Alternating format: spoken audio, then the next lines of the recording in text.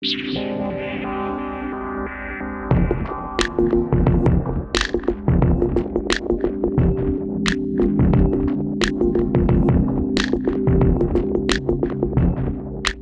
gente, tudo bem? Aqui é o Leonardo do Mind Headphone e se você acompanha o canal, você talvez se lembre do review que eu fiz do ZMF Verité. Caso você não tenha visto, está linkado aqui em cima.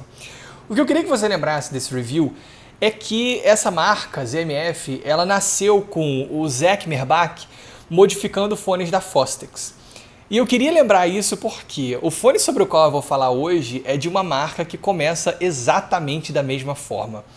A Dan Clark Audio, que antigamente se chamava Mr. Speakers, começou com o Dan Clark fazendo o Alpha Dog, que nada mais era do que uma modificação do Fostex T50RP. Só que enquanto a ZMF seguiu por um caminho mais artesanal, com fones de madeira feitos à mão, o Dan Clark ele acabou indo por um caminho bem diferente, fazendo fones mais técnicos, assim, mais voltados para desempenho, de certa forma objetivo mesmo. Assim. Eles têm uma linha de fones com modelos planar magnéticos, com modelo eletrostático, materiais como metal, fibra de carbono, assim, é uma pegada bem mais técnica do que o artesanato do Zach Merbach, né, por assim dizer.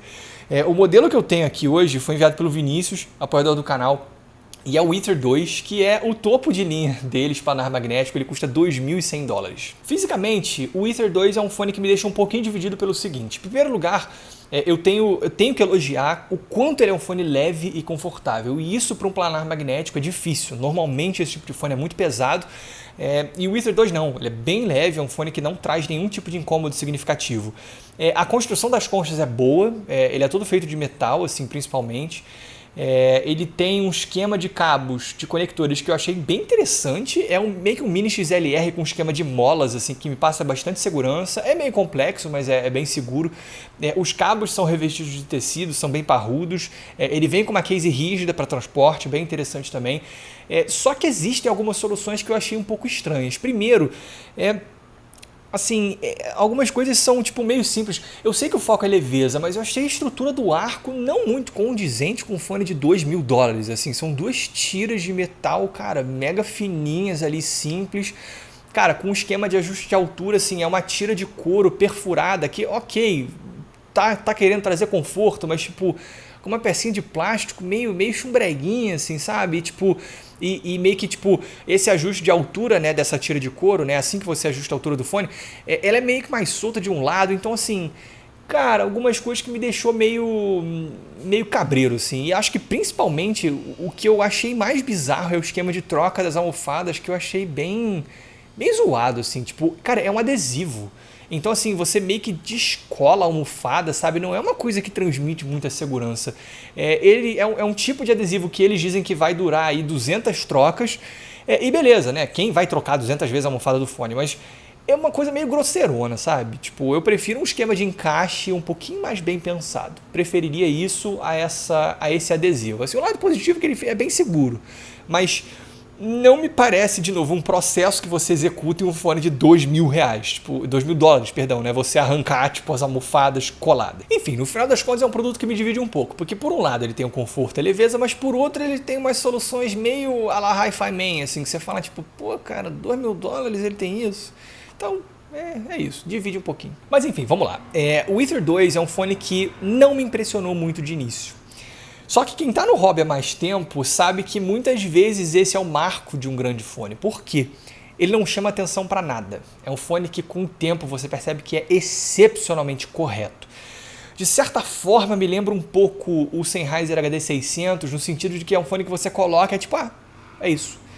Mas assim, guardadas as devidas proporções, porque ele obviamente é muito superior ao Sennheiser. Mas é isso, ele tem essa sonoridade que tipo, cara, de início simplesmente não me impressionou, mas pelos melhores motivos possíveis. Em termos de tonalidade, o Ether 2 é um fone bastante musical, natural, orgânico. Assim, talvez a palavra que eu acho que melhor define a assinatura dele é orgânico.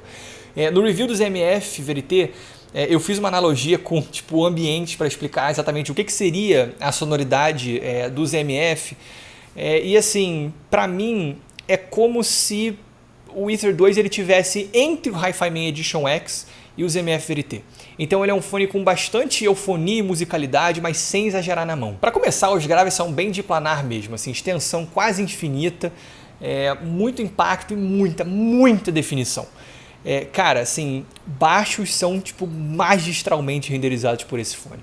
Você tem a Gone Stay do Sampha e do SBT, RTKT, sei lá como é que fala isso, que assim, cara, você escuta uma definição em camadas, sabe, das regiões mais baixas, assim, tipo, com uma batida tão claramente definida, sabe, e distinta do contrabaixo, assim, e o baixo, né, o baixo elétrico, cara, ele é tridimensional, ele é tridimensional, sabe, ele tem textura, tem definição, sabe, tem força.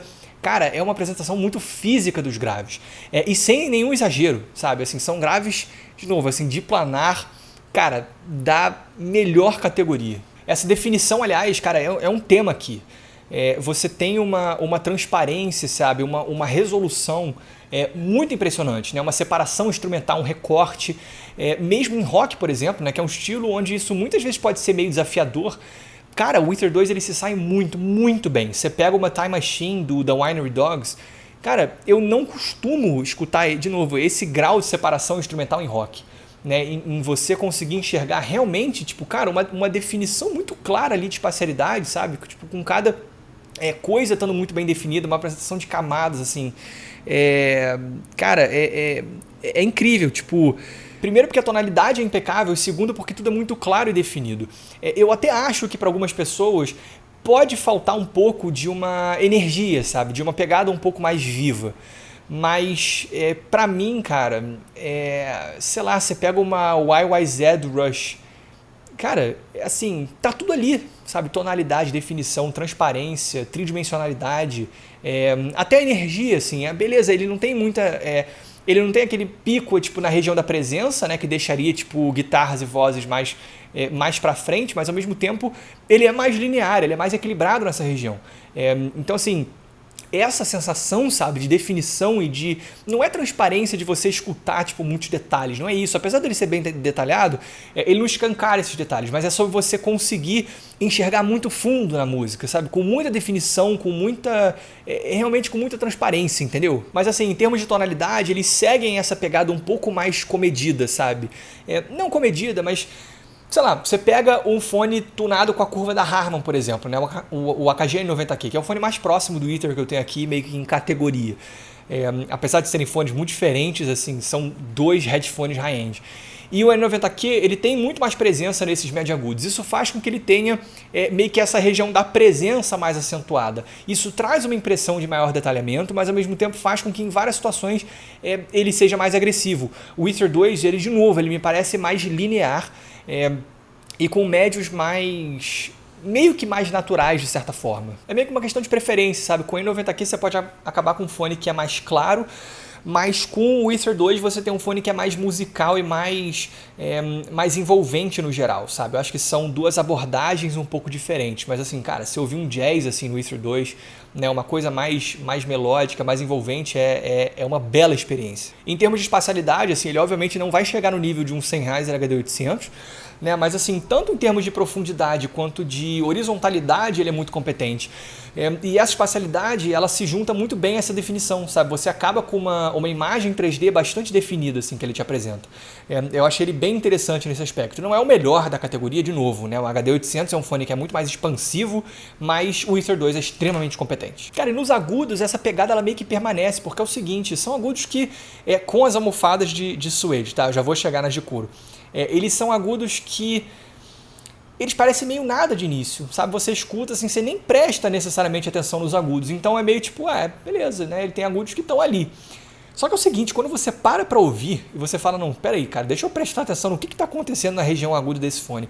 Ele impressiona muito, porque o timbre é impecável, a definição é absurda, sabe, cara, uma comparação nada a ver, mas assim, tipo, eu tô num dia que eu tô gravando alguns reviews aqui, e eu falei agora mesmo sobre o KZ KS2. Claro que, meu Deus do céu, um in-ear de $20 e um headphone de $2.000. É totalmente diferente, mas assim, quando você tipo escuta, né, algo como o Witcher 2, né, esses agudos, você fala tipo, cara, putz, é assim que pode ser. Isso é quase uma utopia no mundo dos fones. Já escutei, óbvio, outros fones tão impressionantes quanto em termos de agudo, com personalidades diferentes, né? O Sennheiser HE1, por exemplo, o fone mais caro do mundo. Mas o Witcher 2 ele se sai muito bem aqui, porque se você para prestar atenção nos agudos, cara, o realismo com que ele apresenta pratos de bateria, assim, com que você consegue escutar com uma definição absurda cada prato, sabe? De novo, em termos de presença, eles não chamam atenção, né? Eles não estão em destaque no espectro. Só que é aquela parada que se você parar para ouvir, cara, ele vai impressionar muito, muito mesmo. Assim, acho que tipo precisão é a palavra nos agudos. Só que isso me leva para as almofadas de couro, que são as almofadas que vêm por padrão com esse fone. Cara, nos agudos ele se torna outro fone e, a meu ver, pior. Porque é o seguinte, não é que ele seja ruim, tá? Mas quando você coloca as almofadas de couro, ele traz à tona um pico meio específico ali na região aguda que me lembra muito o Monoprice M1060. Em algum grau, o antigo Hi-Fi Man HE500, que é uma região ali que traz brilho, que traz uma sensação de definição, mas que não é tão natural, porque assim, meio que é claramente um pico. Principalmente quando você compara ele com as almofadas de suede, por exemplo. Né, você tem essa área mais levantada ali nos agudos, cara, traz brilho, sabe? Traz uma sensação de detalhamento maior, porque você escuta mais do que está acontecendo ali, mas ao mesmo tempo não parece natural. O Vinícius, ele me falou que uma parada que as pessoas falam muito sobre esse fone é que são meio que detalhes quase digitais. E é engraçado, eu peguei bem a analogia, eu acho que isso faz sentido, é como se você tivesse uma região ali que tipo meio que escancara os detalhes com uma pegada meio digital, sabe? Que não é a coisa mais natural do mundo. Ele, por exemplo, adora isso. Eu, no próprio M1060, achei que isso é muito interessante, mas assim, o M1060 é um fone muito mais barato. Né? Então, assim, quando você vai para um high-end dessa categoria, eu acho que isso afeta a naturalidade dele. E, de novo, eu acho que, cara, com as almofadas de suede, o desempenho é melhor. Ele é um fone que, beleza, em comparação ele pode perder um pouquinho de detalhes, né? Ele pode ser um pouquinho mais plano, mas ao mesmo tempo, para os meus ouvidos, ele é bem mais correto assim. Vamos concluir agora. Cara, o Witcher 2 é um verdadeiro high-end, assim, no sentido mais estrito do termo. Ele é um fone que não vai impressionar tanto de primeira. Se você pega, sei lá, um Sennheiser H800, ele vai encantar pela espacialidade. Um ZMF VRT, ele vai encantar pela musicalidade. Sei lá, um Audeze LCD2 pela porrada. Meio que assim, vários outros fones eles vão meio que tipo chamar muita atenção para alguma característica. O Witcher 2 não. Ele, de novo, ele é um fone que quando eu coloquei foi meio tipo, legal. Só que ele é um fone que quanto mais você presta atenção, quanto mais você enxerga o que ele realmente está fazendo, cara, mais ele impressiona. Assim, é um fone que eu colocaria tranquilamente aí na lista dos melhores fones que eu já escutei até hoje. Tem suas idiosincrasias físicas, né? Tipo, cara, essas paradas meio bizarras de acabamento. Mas assim, o ponto é que em todos esses outros fones, sabe? Tipo, que trazem essas paradas que impressionam, você pode acabar cansando. O Witcher 2, beleza, ele é relaxado, tá? Não é como se ele fosse uma neutralidade absoluta, claro que não. Mas, cara, eu fico voltando pra isso, que assim, tipo, os agudos pra mim são uma bela analogia. Tipo, cara, quanto mais você presta atenção no que esse fone tá realmente fazendo, mais ele te encanta. É isso, gente. Espero que vocês tenham gostado. Se vocês tiverem gostado, clique no botão de like. Se vocês tiverem gostado muito, se inscrevam no canal. Um grande abraço.